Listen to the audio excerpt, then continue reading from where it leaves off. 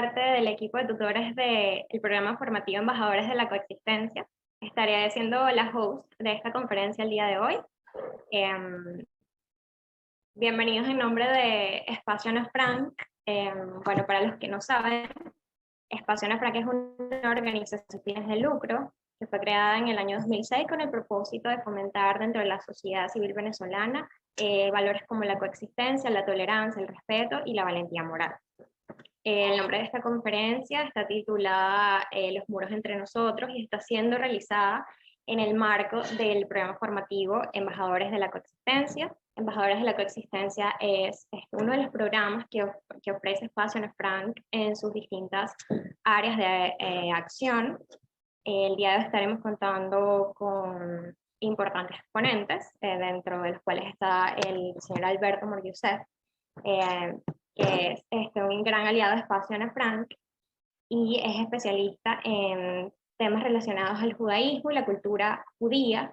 Es miembro de la comunidad judía en Venezuela, ha sido presidente del Comité Venezolano de la Federación Sefardí Latinoamericana, secretario general del Comité Venezolano Jerusalén 3000, miembro del Consejo Directivo del Centro de Estudios Sefardíes de Caracas, miembro del Consejo Directivo del Museo Sefardí de Caracas, vocal de la Asociación Israelita de Venezuela y vicepresidente de la Federación Sionista de Venezuela, vocal de la Confederación de Asociaciones Israelitas de Venezuela, articulista de opinión en prensa comunitaria y nacional, ponente invitado en universidades e institutos nacionales sobre la misma materia.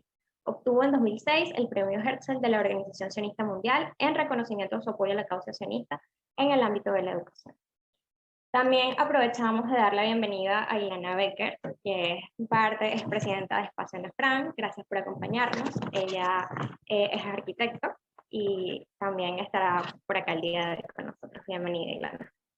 Bueno, nuestras ponentes el día de hoy en el marco de Embajadores de la Coexistencia serán Isabela Guzmán, quien es estudiante de urbanismo de la Universidad Simón Bolívar, y Claudia Fermín, que es estudiante de estudios internacionales de la UCB. También le damos la bienvenida a ellas, quienes junto a Alberto estarán conversando sobre las implicaciones del nacionalsocialismo y las estructuras físicas durante el Tercer Reich. Antes de iniciar, les recordamos que cámaras y micrófonos deben permanecer apagados y los invitamos también a compartir sus dudas o inquietudes a través del chat, que serán leídas al final de la ponencia. Además, los invitamos de parte de Isabela y Claudia a estar atentos al chat, donde les será formulada más tarde una pregunta que deben responder por esta misma vía. Sin más que agregar, le damos la palabra a Alberto Morgiuset. Adelante, Alberto, bienvenido. Nada, repito, agradecer la invitación, por supuesto, al Espacio Ana Frank, a la representación que me acaba de hacer Carmen, muy amable de su parte. En realidad, yo no preparé nada especial porque las protagonistas de esta reunión de esta tarde son Claudia e Isabela, y todos vinimos para escucharlas a ellas. No obstante, bueno, cuento un poquito cómo me involucré con esto.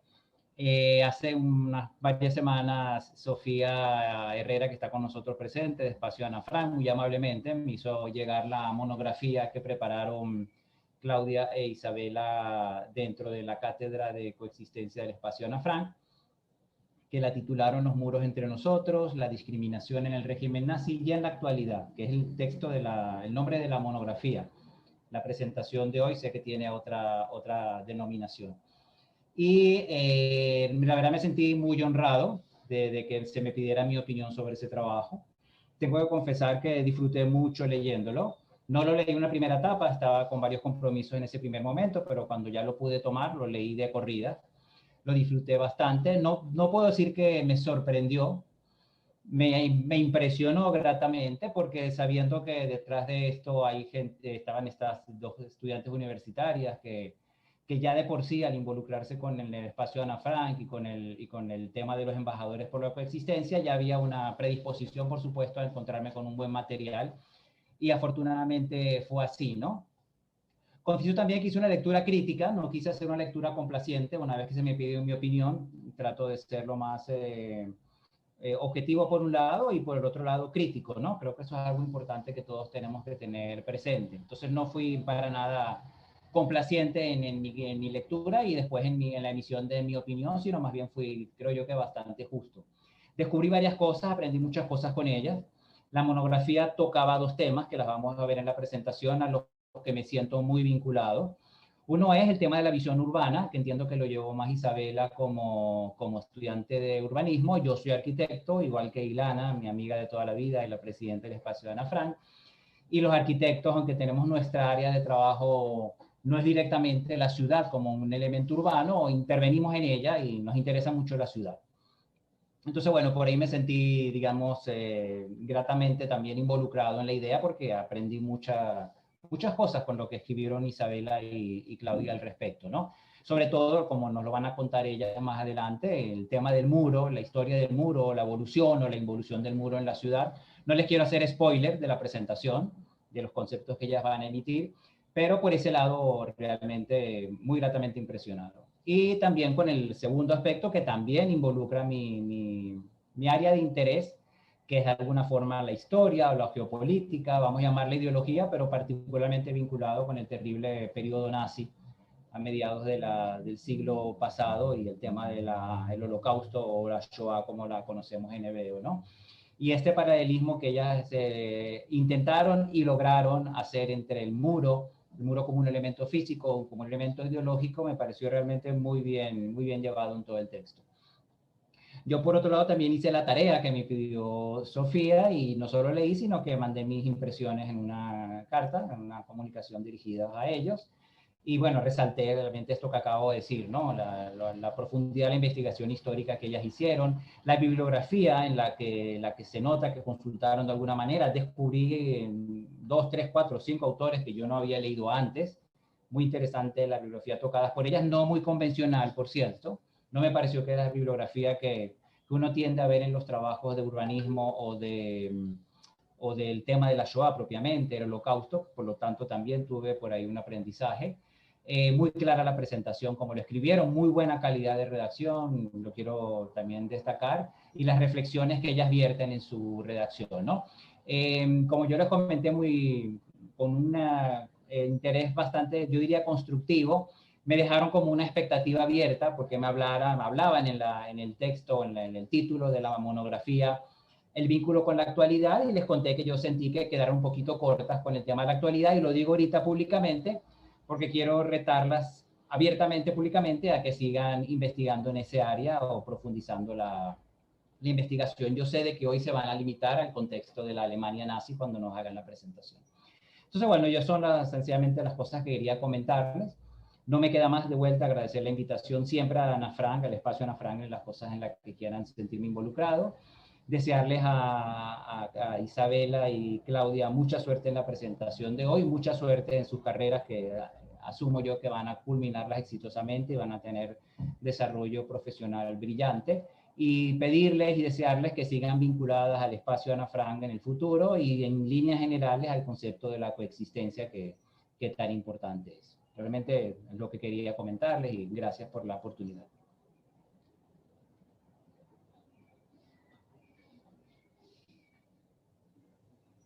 Gracias a Alberto por el apoyo que nos ha dado a nosotros durante nuestra investigación. Y también muchas gracias a los profesores de nuestras respectivas carreras de urbanismo y de estudios internacionales que también estuvieron pendientes de nosotros y nos ayudaron a desarrollar también este trabajo.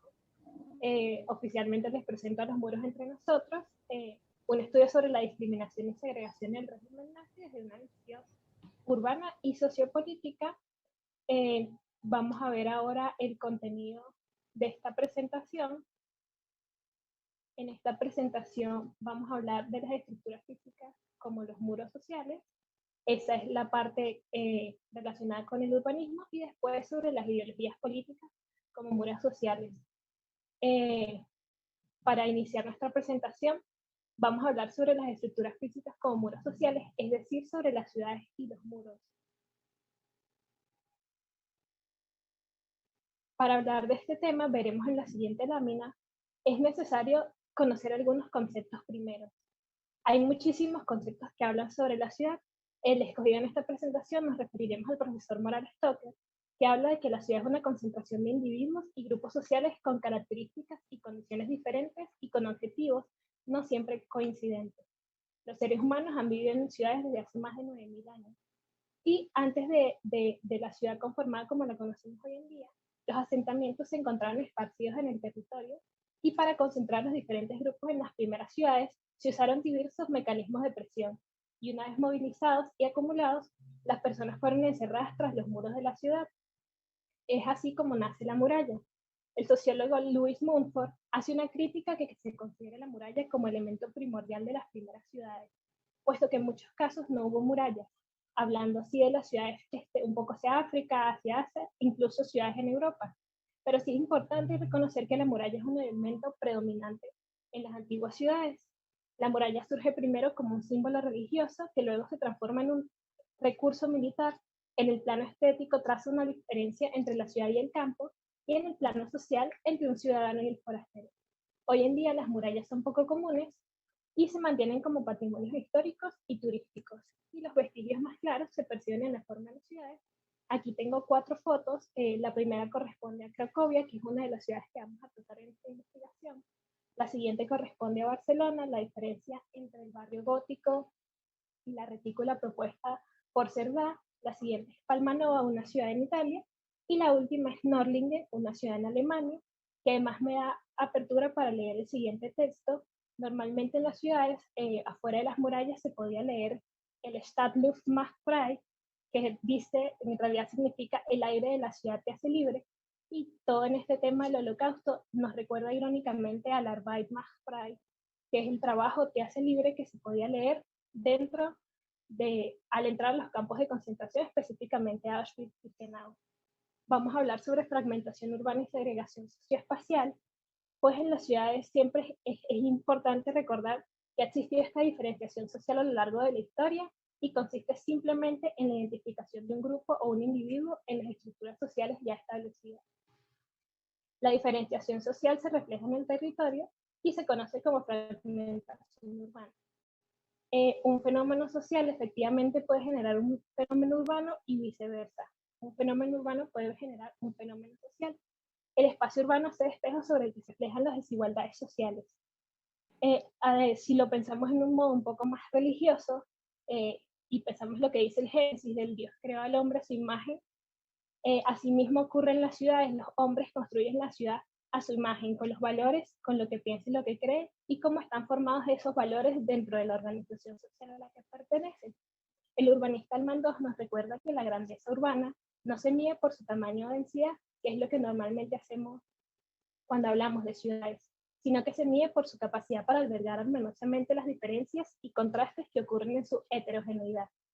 Todo esto quiere decir que las ciudades se deben medir por la capacidad del continente de lo diverso, y es uno de los atributos de toda gran ciudad.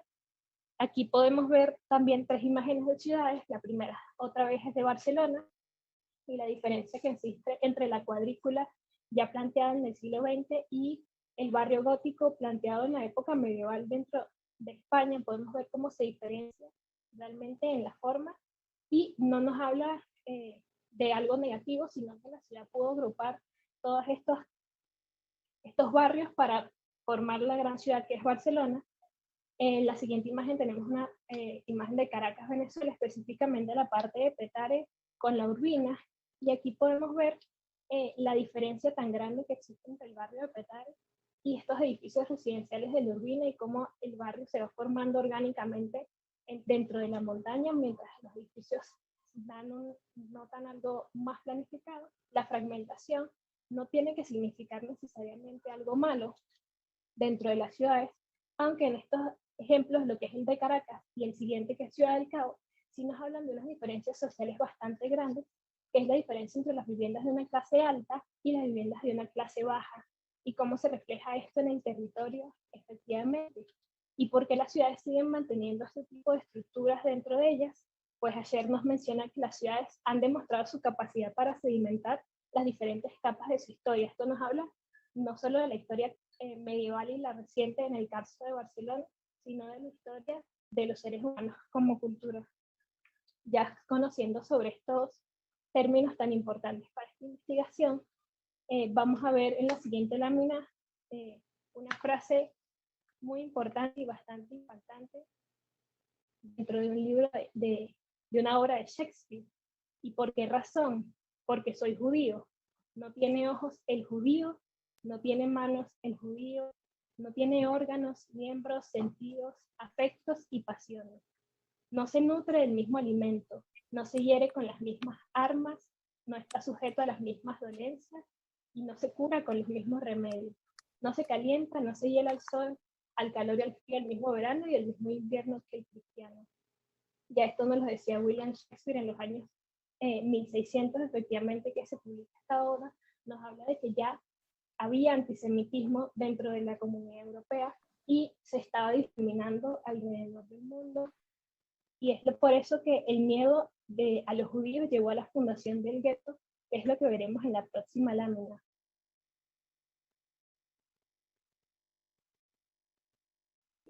Y la palabra gueto deriva del nombre de una isla veneciana que en su día albergaba una fundición de cobre, o ghetto. Y en 1516 las autoridades venecianas obligaron a los judíos de la ciudad a trasladarse a dicha isla y vivir en un espacio cerrado por murallas. Es importante recordar que en esta época los judíos efectivamente sufrieron, pero la conformación de estos primeros guetos no era igual que el gueto nazi, sino que allí los judíos podían salir durante todo el día y regresar a la noche. Sufrieron a la vez que pudieron prosperar, pues al obligar a los judíos a vivir aparte, sus enemigos habían contribuido a desarrollar y preservar una población distinta entre ellos inconscientemente. Después el término de gueto se diseminó por toda Europa y lugares donde se conformaban los barrios judíos se empezaron a llamar guetos. Realmente se volvió una ciudad dentro de una ciudad esta conformación de los primeros guetos. Ya para 1939, los nazis visualizaron una completa reorganización demográfica de los recién conquistados territorios, esto porque el 1 de septiembre invaden Polonia dando inicio a la Segunda Guerra Mundial, y como parte de su plan general, los judíos debían ser concentrados en los centros urbanos y luego expulsados a los lugares más lejanos del Reich. Ya para este momento los guetos habían existido desde hace 500 años, y muchos lo conocieron más adelante cuando se habló, por ejemplo, de un gueto negro en los Estados Unidos. Mesadie nos menciona, si alguna vez se han preguntado que por qué son los judíos perseguidos, realmente nadie, ni siquiera sus perseguidores, sabe el por qué. Ni los cristianos, que después de 17 siglos de exacciones han renunciado al pretexto del pueblo de Isira. Tampoco los nazis y sus detestables herederos, cuyos discursos racistas no invocaban y no invocan como motivo para el odio al judío más que el concepto científico necio de pureza de la raza. En este caso de estudio nos aproximaremos a 3 guetos de Polonia y se preguntarán cómo lo hice yo, y lo veremos en la siguiente lámina, por qué vamos a hablar sobre Polonia y por qué Polonia tuvo cierta relevancia dentro de la Segunda Guerra Mundial. Esto nos lo contesta Dunayer en su libro Gueto. Contestando cómo pudo ocurrir en Polonia, se produjo allí por complejos factores religiosos y económicos, pero también porque Polonia tenía la mayor población judía de Europa y no era un foco de atención mundial. Esto hacía más fácil que los nazis llevaran el genocidio a los judíos que llevar a los judíos al genocidio. Chaim Weizmann, en 1938, en una conferencia que realizó, habló que el mundo en ese momento parecía estar dividido en 2 partes, una donde los judíos no pueden vivir y la otra donde no pueden entrar. En este estudio de los guetos es una explicación y una visión urbana, nos acercamos al gueto de Varsovia, que antes de la guerra la población era el poder de la ciudad y era la comunidad judía más grande de Europa. El caso de Varsovia es que después de la fundación del gueto incluso hubo mucha más gente dentro del gueto que la que vivía en la ciudad. Después mencionaremos al gueto de Lodz, donde 1/3 de la población de la ciudad era judía y era la segunda ciudad más poblada de Europa. Y un caso bastante, que es el caso de Cracovia, su población judía era 1/4 del total de la ciudad y era la comunidad judía más antigua de Europa. Los nazis efectivamente utilizaron las ciudades como herramienta, y tal vez muchos no se lo habían preguntado antes o no habían pensado que las ciudades, así mismo como albergan viviendas para nosotros, también pueden dar origen y albergar situaciones que sean negativas y atenten contra una u otra comunidad. Es por eso que en la siguiente imagen también vemos otra frase que es muy importante para esta investigación y me generó mucha curiosidad en el momento que la leí, e iban matando a todos los judíos que se encontraban a su paso y se apoderaban de sus bienes. ¿Y por qué los judíos?, pregunté. Y Salvatore me respondió, ¿por qué no? Esta frase se encuentra en El nombre de la rosa de Umberto Eco, y lo que más resuena es esa última frase, ¿por qué no? Y si pensamos que los nazis también se hicieron esa pregunta, que alguien un día preguntó, bueno, ¿por qué los nazis? Y la respuesta fue, ¿y por qué no? Es por eso que vamos a hablar hemos hablado de la separación física y lo vemos en la siguiente lámina.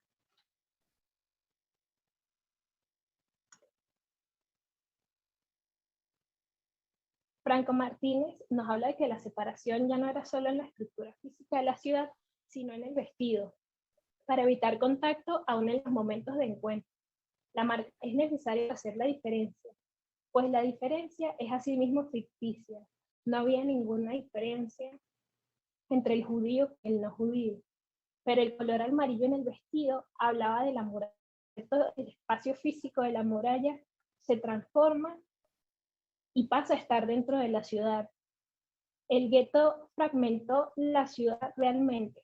Si ven la forma del gueto que podemos aquí observar en los mapas de la izquierda, es extraño, no un espacio de ciudad regular, sino que es bastante irregular y además está un poco ubicado en el medio de la ciudad de Varsovia.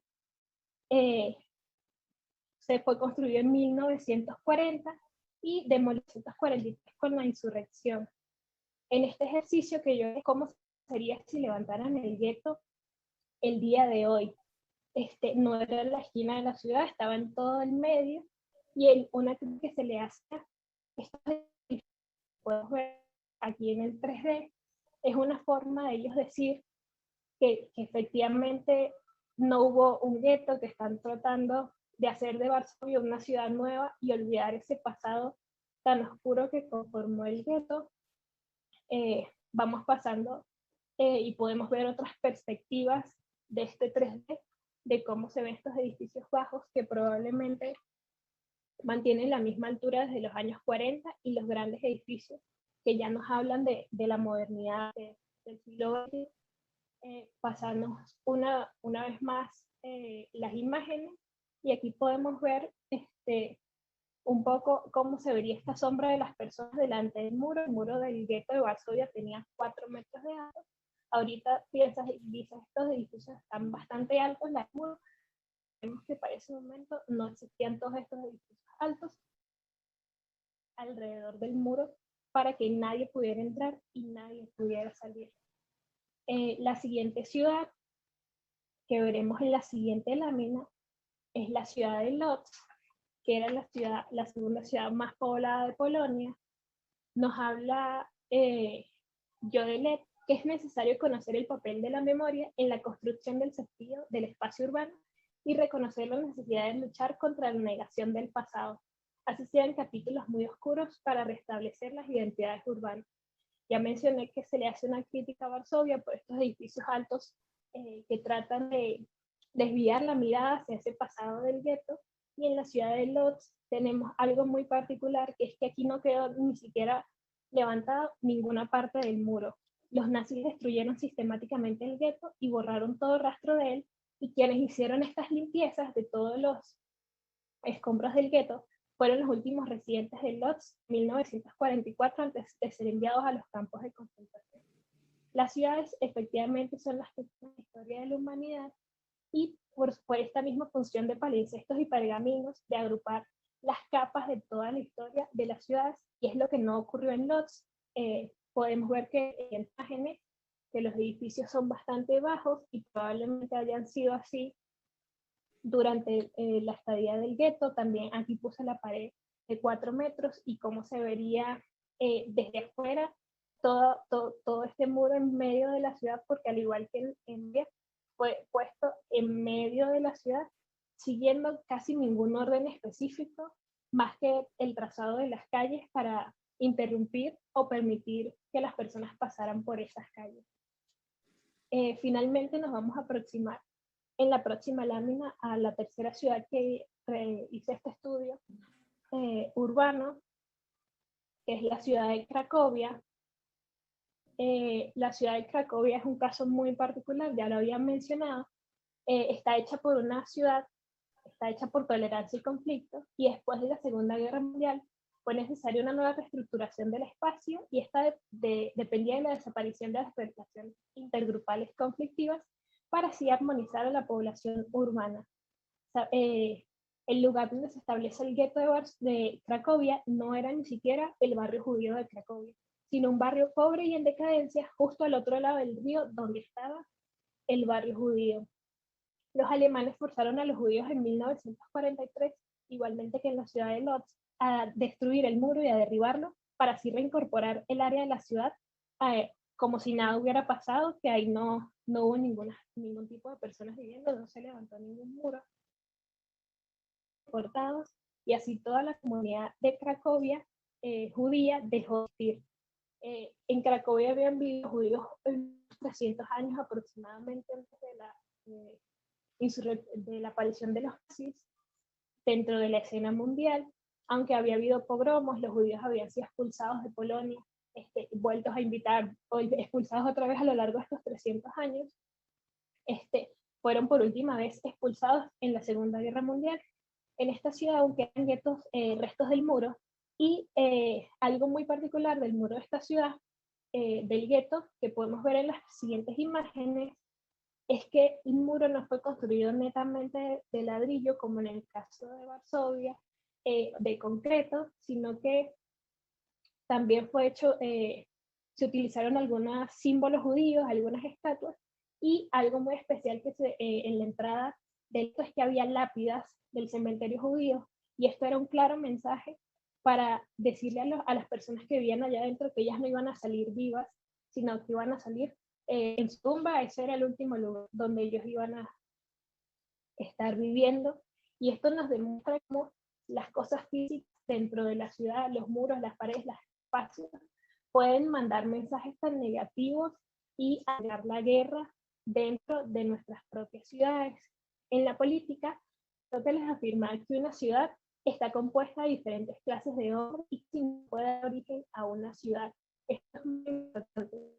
Planeaban los nazis que todos fueran iguales dentro de su régimen. Esto no permitiría que la vida en la ciudad pudiera servir, pudiera ser funcional, porque era gente igual que pensaba igual, y esto era lo que tenían en mente los nazis. Y como nos decía Aristóteles, es que la ciudad está llena de esta diversidad y de diferentes clases de hombres. Gödel finalmente nos menciona que, aunque la ocupación de un espacio común asegura una identidad compartida, cada elemento guarda su singularidad al mismo tiempo que queda ligado a otros por los lazos de la coexistencia. Cada edificio, cada calle, cada acera dentro de la ciudad es única y singular, y no hay otro lugar exactamente igual a eso. Pero al estar todos juntos dentro de la ciudad, genera coexistencia. No solo hay coexistencia entre los edificios, las casas, las escuelas, las industrias, sino que también es un espacio de coexistencia para el ser humano. En mi opinión, la ciudad es una de las muestras más claras y cotidianas de la coexistencia. En la ciudad cada objeto es singular, pero existe dentro de la masa heterogénea de la ciudad. Es cierto que hay conflicto, pero también hay dualidad. Y lo que más importa, y lo que aprendí de esta investigación, es que la ciudad es una herramienta para crear ambientes positivos, si estamos dispuestos a ello, o ambientes negativos. Es por ello que para mí es esta muestra tan clara de la coexistencia, y es lo que concluyo dentro de este estudio urbano que realicé a los veces. Y ahora vamos a pasar a ver la parte política de los muros sociales dentro de esta investigación.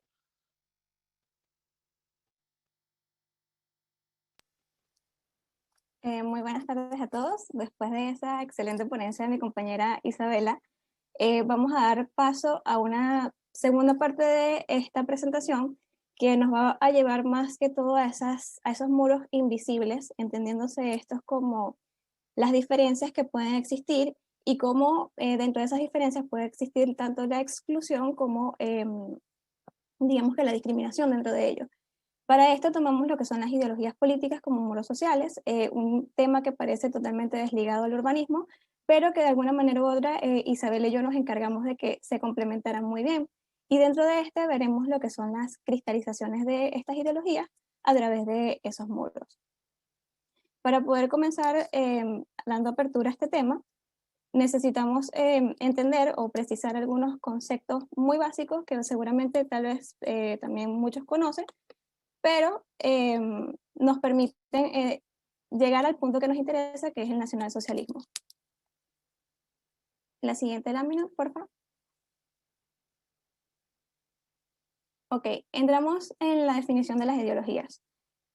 Lo primero que debemos saber es que toda ideología es una construcción de ideas o creencias, y estas no son llevadas principalmente a lo que son las realidades colectivas. Es decir, estas se van a encargar de poder darnos una aproximación de cómo deberían funcionar las sociedades o los sistemas que dentro de ella rigen, ya sea la economía, la política, la cultura, y la que muchos se deben estar imaginando, por supuesto, la religión. Dentro de todo este contexto de las ideologías, ellas nos permiten establecer una identificación. ¿Cómo se vería esto?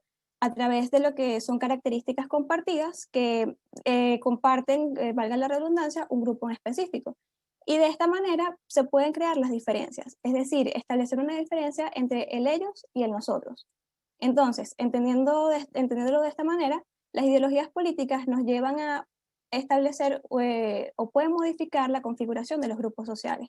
Es decir, estas ideologías pueden ser herramientas muy poderosas que no solamente son capaces de establecer cohesión dentro de los grupos, sino que a su vez estas pueden ser herramientas de liderazgo, de conducción, y también pueden ser usadas para la subordinación o la sumisión en este caso, ¿no? Muchas de las ideologías también nacen a partir de lo que son ideas bastante románticas, pero por supuesto estas pueden tener la determinación de entrar en el partido político, ¿no? Entonces allí es donde hablamos de ideologías políticas, entendiéndose estas como argumentos que sustentan las políticas de Estado. Y para entenderlo un poco mejor, estos no son más que postulados con los cuales distintos partidos políticos pues, se pueden sentir identificados, y estos establecen el cómo deben funcionar las instituciones dentro de un Estado. Entendiéndolo así y sabiendo un poco que las ideologías pueden nacer de ideas románticas y luego estas también pueden pasar a ser prácticas denigrantes, es lo que nos lleva a que muchas veces las ideologías puedan pasar de ser buenas prácticas a prácticas que van dirigidas más hacia el racismo, la discriminación o la segregación. Y para ejemplificar un poco mejor esto, tomamos como ejemplo o como ideología principal el nacionalismo. La siguiente lámina. Ok, en este caso, el nacionalismo podemos ubicarlo como uno de los conceptos o de los fenómenos modernos. Muchos autores lo ubican así, y este se encuentra ubicado sus orígenes también en la edad contemporánea. Y esto a través de lo que es el concepto de Estado-nación y la autodeterminación de los pueblos, que se verá en Europa del siglo XVIII y del siglo XIX. Dos aspectos súper importantes a destacar del nacionalismo es que por supuesto, exalta o enaltece lo que es el sentido de pertenencia o la identidad nacional. Y para ello se vale de tres elementos principales que lo definen. En ellos tenemos la nación, que viene siendo la comunidad humana, es decir, el pueblo que integra. Luego tenemos la identidad nacional, que esto por supuesto es una completa construcción a partir de patrones comunes, como lo son la cultura, la lengua, la historia o las tradiciones. Y por último tenemos un territorio, que va a ser la extensión o el área geográfica donde se ubica esta nación. Entonces, entendiendo esto, la siguiente lámina, por favor. Tenemos a Benedict Anderson, que nos da una definición de nación en términos de nacionalismo, que dice que la comunidad es una comunidad política imaginada como inherentemente limitada y soberana. A la primera lectura, por supuesto, este concepto suena muy, muy abstracto, pero sin embargo hay varios detalles que hay que señalar. Se imagina o se puede decir que esta comunidad es imaginada porque independientemente de que todas las personas que integren una nación nunca se van a conocer, y sin embargo, a partir de estos patrones comunes que construyen una identidad, por supuesto se puede decir que va a establecer ese sentido de parentesco o de comunión entre todas las personas que integran una nación. También tenemos que es limitada porque, por supuesto, ella va a conocer tanto las personas que la integran como el territorio que les pertenece. Y soberana porque, por supuesto, nadie se imagina dominado y es por eso que toda nación se va a imaginar libre, independiente y autónoma.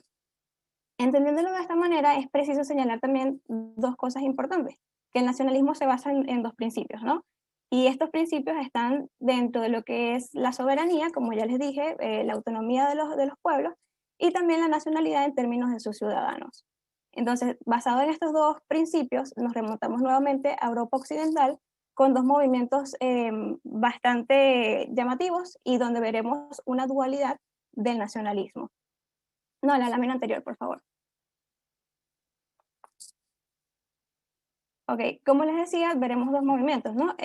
Tenemos los movimientos expansivos, que no van a ser más que los que fueron propios de la colonización y la conquista, y en esto, por supuesto, todos los países europeos que buscaban ampliar sus mercados usan el nacionalismo como una forma o como un sentimiento ofensivo.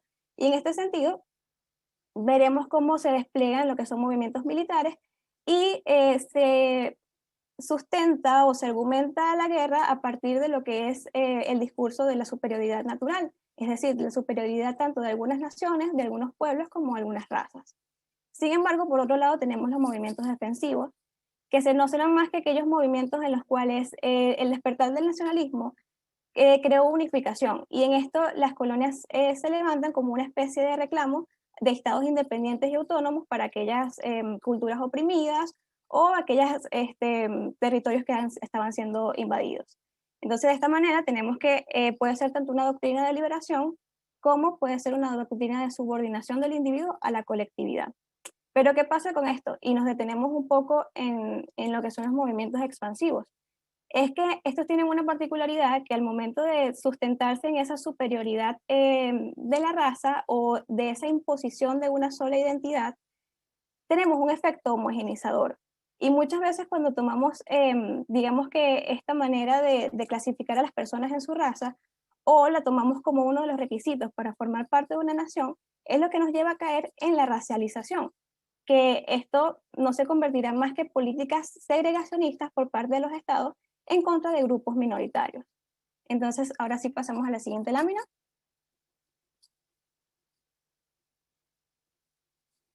Aquí tenemos a París Pombo, que ella muy bien nos los comenta, y nos dice que en su empeño por promover esa unidad político-cultural, el Estado genera procedimientos de inclusión y exclusión en los individuos, los pueblos y las culturas, e institucionaliza, por ende, las formas de discriminación.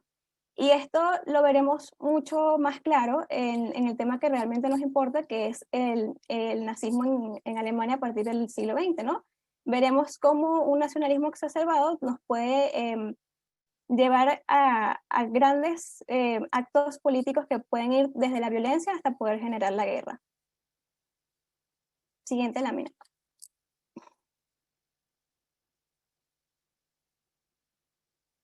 Ok, ahora sí entramos de lleno en el tema que realmente nos importa, que es el nacionalsocialismo, ¿no?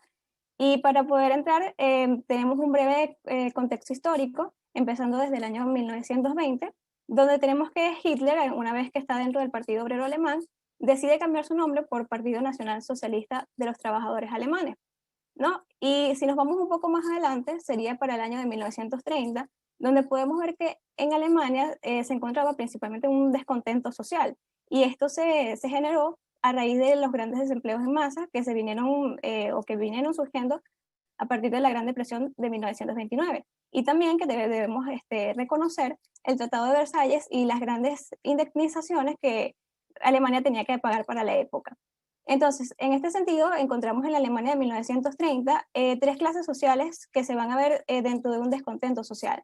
Tenemos la clase obrera, aquella que buscaba la implementación del socialismo, o al menos que su posición política, económica y social subiera, por así decirlo, de nivel. También tenemos una clase media integrada por jóvenes y militares desempleados y cuya clase social estaba siendo bastante desprestigiada. Y por último tenemos una clase empresarial que estaba integrada por todas aquellas clases capitalistas que veían muy preocupados el futuro de la propiedad privada. Entonces, dentro de todo este descontento social, el discurso nazi comenzó a calar bastante bien y este respondía a lo que eran ciertas necesidades de distintos sectores de Alemania. Entonces, ¿esto por qué? Y Daniel Franklin nos los dice, es que a partir de que Hitler cambia el nombre a Partido Nacional Socialista de los Trabajadores Alemanes, fue una manera o una acción distinta entre dos ideologías totalmente contrapuestas para la época, es decir, el capitalismo y el comunismo. Y de esta manera unía dos conceptos claves para hacer o mostrar este tercer camino, ¿no? Entonces, así une el nacionalismo y el socialismo, haciendo que este discurso, por supuesto, cale muy bien dentro de la sociedad. Y es a partir del año de 1933 cuando Hitler llega al poder. Siguiente lámina, por favor. Que vamos a comenzar a ver cómo todas estas ideologías de este personaje comienzan a tomar fuerza y comienzan a hacer literalmente su política de Estado. Entonces, sabemos que el régimen de Adolf Hitler se caracterizó por ideas racistas y autoritarias, la supremacía de la raza, el antisemitismo, la fuerte necesidad de recuperar el espacio vital, el resentimiento tras la Primera Guerra Mundial, y también tenemos un nacionalismo exacerbado, y que esto es sumamente importante porque Hitler trae nuevamente a coalición distintos mecanismos para ir sembrando este nacionalismo, ¿no? Y lo primero que hace es traer nuevamente uno de los conceptos del nacionalismo romántico alemán, denominado Volksherrschaft. Disculpen mi alemán, pero este no era más que la comunidad nacional, y a partir de este concepto se podía excluir a los judíos, o sea, los judíos pasaban a ser algo totalmente distinto a lo que ellos consideraban como la comunidad nacional y propiamente alemana para los nazis. De esta manera, o sea, a partir de este año, de 1933, una vez que Hitler está en el poder, comienzan a establecerse un periodo bastante totalitario en el cual intenta mantener, digámoslo de esta manera, el control sobre todo. Y este control lo haría a través de la cultura, a través de lo que es la educación principalmente, y utilizaría mecanismos nacionalizadores para ir sembrando esta ideología nazi que se iría implementando desde 1933 hasta los años siguientes. Entonces, uno de los primeros mecanismos nacionalizadores, muy bien lo vemos en esta lámina, es la propaganda nazi. Realmente en esta parte quisiera que, más que hablar yo, lo hiciera el video que tenemos preparado para ustedes y lo puedan apreciar, y por supuesto establecer muchísimo respeto por la persona que nos comenta su testimonio.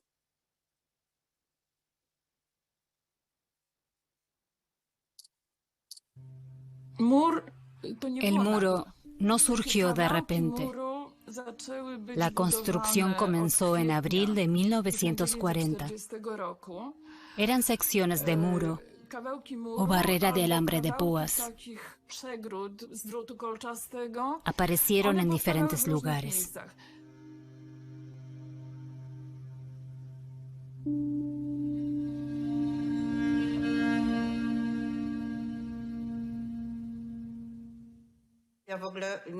Yo no tenía idea de que era judía. Así que primero pregunté, ¿por qué tenemos que mudarnos? Y después, ¿qué significa que sea judía? ¿Y por qué tenemos que abandonar nuestra casa?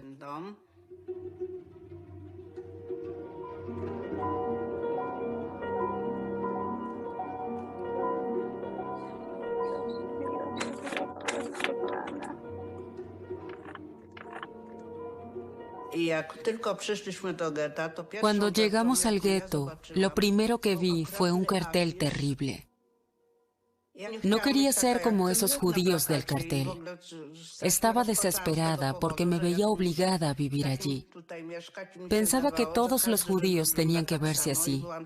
Y me sentí tan terriblemente humillada por todo esto que le dije a mi madre que no quería ser judía. Quería regresar a la calle Marszałkowska. ¿Por qué estaba sucediendo todo eso?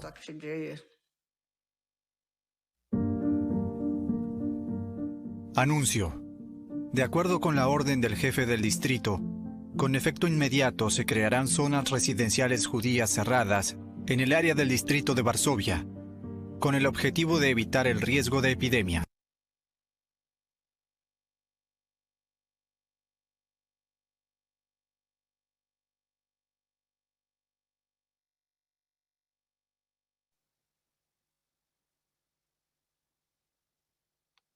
Ok, en ese testimonio que acabamos de ver de Irena Boldock, es un testimonio que ejemplifica muy bien que no solamente la propaganda incentivaba el odio o la deshumanización. Y entonces, de esta manera, o sea, la propaganda realmente se enfocó en poder en sembrar esa idea de la raza superior y de cómo y de deshumanizar a los judíos. Pero no solamente esto, sino que también se utilizaron otros mecanismos nacionalizadores. Siguiente lámina, por favor.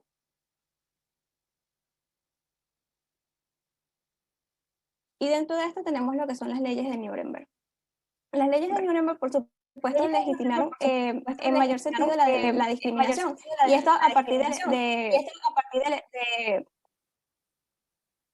esto a partir de su promulgación en 1935, ¿no? Y a partir de esto, por supuesto, fue la forma en la que se rompió totalmente la afiliación con los judíos. Ya. Entonces, retomando, y disculpe esa interrupción, entonces, a partir de la promulgación de las leyes de Nuremberg para 1935, esto significó una ruptura total con la afiliación de los judíos. Entonces, si vemos un momento y nos detenemos en la imagen que vemos en pantalla, este no sería más que una degradación de lo que sería lo que los nazis consideraban como la raza judía, ¿no? Y la raza alemana. Entonces, a partir de estas leyes de Nuremberg, por supuesto, fue un argumento para poder sustentar legalmente la discriminación que se establecía respecto a los judíos. Entonces, con ella no solamente se definía que era un judío como tal, sino que se le excluía de la ciudadanía. Y a partir de esto, por supuesto, era muy fácil de que si un Estado te elimina la ciudadanía, perdías tus derechos básicos. Y es como dice la frase que vemos en la presentación. Esto le negaba a algunos el derecho a tener derechos, ¿no? Y con esta pérdida de derechos tan básicos y tan elementales se podía perder en sí la residencia. Y de esta manera es como vemos que surgen los guetos. Es decir, los guetos surgen como una manera y también como una medida desesperada por los nazis de lo que ellos consideraban como el problema judío. Y de esta manera era más fácil crear muros donde retener a todo aquello que los nazis consideraban como la epidemia, ¿no? Y muy bien lo vimos en el video al finalizar. Entonces, de esta manera, siguiente lámina, vemos que esta cristalización, como nosotros lo denominamos, de las ideologías a través de los muros, es más allá entender que a partir de estas políticas de Estado, a partir de esta única identidad, de esta imposición de una única raza superior sobre otras oprimidas, es lo que llevó a que los judíos fueran encerrados a través de los muros. Y no solamente eso, sino que podemos ver que existían diferencias tal vez entre judíos y alemanes, pero dentro de los mismos guetos también existían las diferencias y existía el ellos y el nosotros. Muy bien en esta lámina, realmente hay imágenes un poco fuertes, pero que fue la idea de mi compañera Isabela y mía, que pudieran observar un poco cómo era la realidad, una realidad bastante dual, una realidad donde podías estar muy bien haciendo una presentación y al mismo tiempo los niños en la calle, ¿no? Siguiente lámina, por favor. Entonces, de esta manera, bueno, realmente nuestra reflexión dentro de toda esta investigación y a partir de lo que son las ideologías y los muros, y que muy bien traigo nuevamente una pequeña parte que dijo mi compañera Isabel al principio, es que las estructuras físicas pueden configurar o pueden modificar las estructuras sociales, pero también puede ser viceversa. Y de esta manera, el propósito de nuestra investigación no es simplemente pensar tal vez que sí hay que derrumbar los muros, pero también hay que entenderlos y entender que dentro de las sociedades, entender que dentro de las ciudades, que es nuestro mayor contexto de coexistencia, por supuesto tenemos que entender, ¿no? Entender la historia, entender la forma en la que, de sus configuraciones, para así no caer presos de estos muros. Entonces, bueno, de verdad, muchísimas gracias y esta ha sido toda la presentación.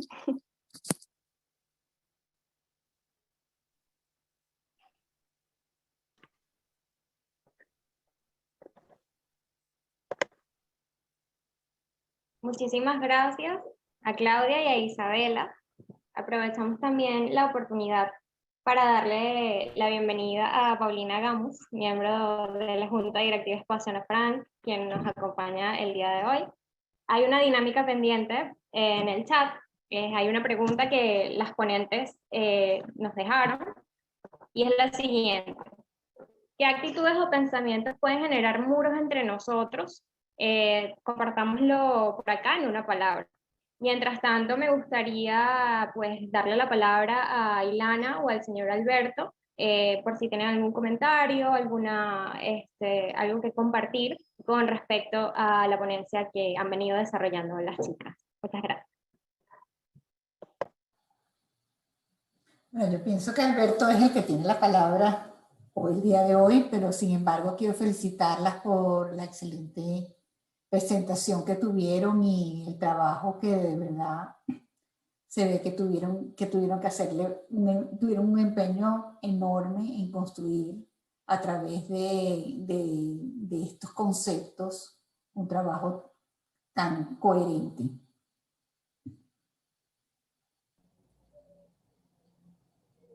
En realidad, más bien decirle al público que obviamente disfruté la presentación, pero me gustaría que todos tuvieran la suerte de leer la monografía completa, porque es verdad que la presentación ya nos deja yo lo llamaría una buena introducción al tema, que ellos la han desarrollado mucho más en lo escrito.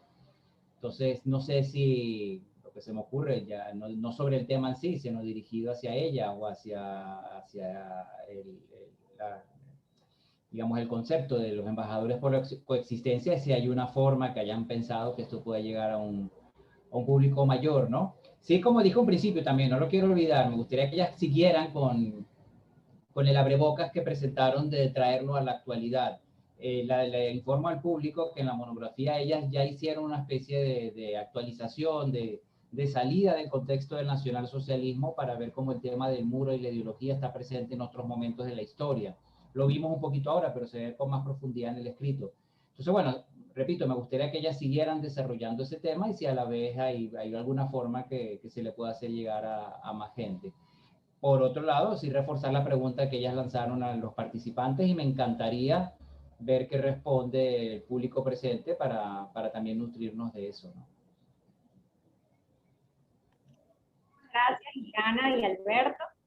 Por acá nos comparten algunas impresiones del público con respecto a la pregunta que formularon las chicas, y con esto creo que podríamos dar una reflexión final de parte de Claudia y de Isabela sobre estas respuestas. Juan Caña nos dice actitudes de rechazo y Sophie Herrera nos dice el resentimiento. ¿Qué podríamos decirle al público cómo estos dos elementos tienen su impacto pues, en esta relación bidireccional que hemos venido estudiando con el nacionalsocialismo y pues, con el urbanismo? ¿Qué podrían decirlo de manera concluyente, chicas?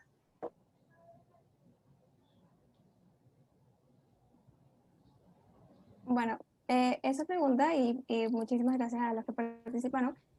Realmente tiene como propósito ver que mucho más allá de las estructuras físicas y tangibles, también entre nosotros pueden existir muros invisibles, ¿no? Que era todo este tema.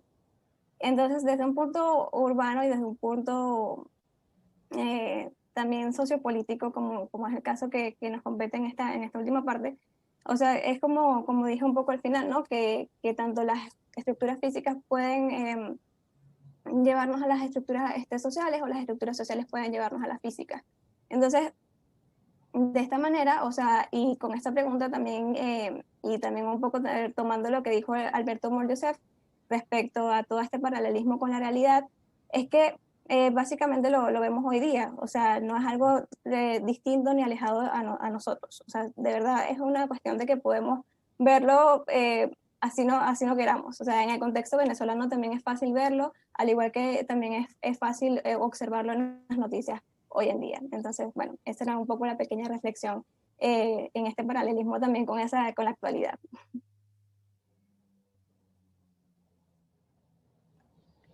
Quisieras compartir, gracias Claudia, ¿quisieras compartir algo, Isabela?